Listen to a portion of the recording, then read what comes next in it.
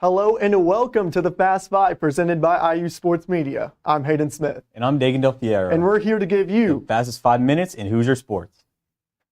August, September, October, Yeagley. Or at least that's what the month of November is being dubbed by college soccer fans around the nation.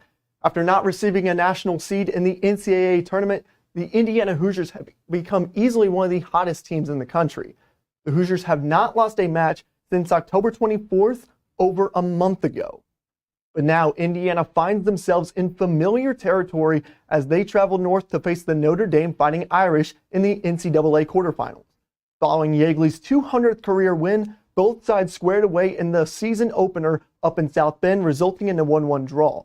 Notre Dame's Patty Burns got the scoring started in the match back in August, with Indiana's freshman Colin Zaduro equalizing minutes later. No scoring in the second half of play solidified the draw to start both teams on very different paths that would ultimately collide.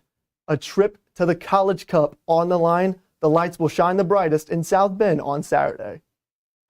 Following the Hoosiers' loss to Purdue this weekend and finishing the season with a 3-9 record, the university announced they have fired Coach Tom Allen. The two sides agreed on a $15.5 million buyout that makes this one of the highest in college football history. Allen finished his stint with Indiana with an overall record of 33-49 dating back to 2016. The university has yet to name Allen's replacement, but there is reportedly a lengthy list of names that they will have at their disposal before making their final decision. Big Ten play officially begins for Indiana basketball this Friday, and a familiar face awaits the Hoosiers. Our Griffin Crest has more on the matchup against the Maryland Terrapins. Griffin? Thanks, guys. I'm standing outside Assembly Hall where the Indiana men's basketball team will take on the Maryland Terrapins this Friday at 7 p.m.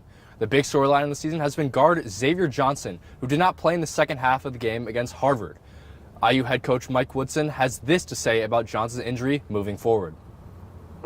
Well, again, it's a big loss. Xavier's a big piece to the puzzle.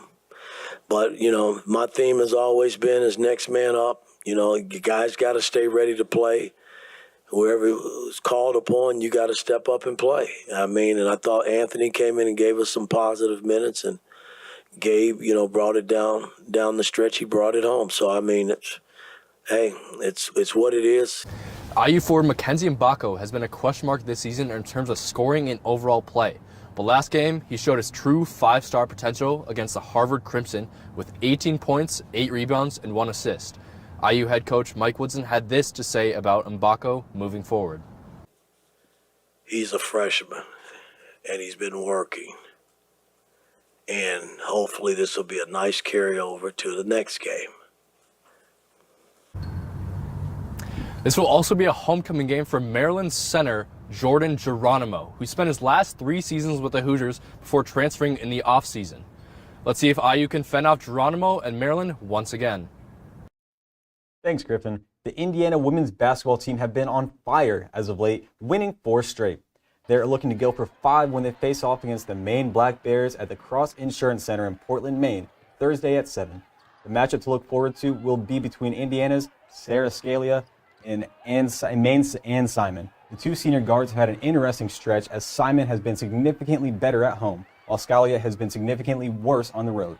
Let's see if this pattern continues for the seniors. Coming off a successful tournament placement in Philadelphia, Indiana Wrestling continues its road trip this weekend. The Hoosiers placed 9 wrestlers on the podium during the Keystone Classic last weekend, with senior Derek Gilsher claiming the top spot in the 165-pound weight class. A matchup with the Princeton Tigers in New Jersey now awaits Indiana on Sunday. The Hoosiers will continue their road trip in Cleveland, Ohio during the Cleveland State Open next weekend, before returning home to Wilkinson Hall on December 9th.